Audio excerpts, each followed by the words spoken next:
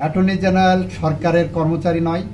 Attorney general সংবিধানের 64 অনুচ্ছেদ অনুসারে রাষ্ট্রের আইনজীবী। এটা সরকারি কোনো কর্মচারী পদ না। Attorney general is free to go election, even ক্ষমতা থেকেও করতে পারেন।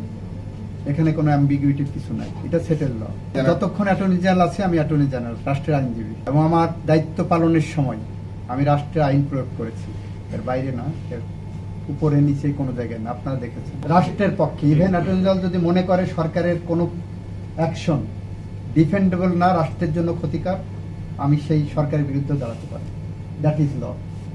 আপনি বলছেন যে পদে থেকেও নির্বাচন করা যায়, এটা তো আইন তাই বলে।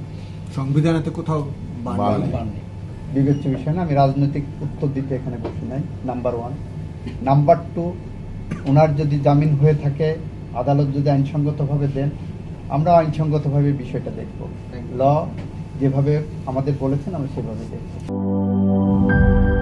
নায়াসিনামাইড ও স্যালিসাইলিক সমৃদ্ধ লিলি ফেস ওয়াশ, যা ফেসের ডেড স্কিন সেল দূর করে দেয় দ্বিগুণ ফাস্টার ব্রাইটেনিং।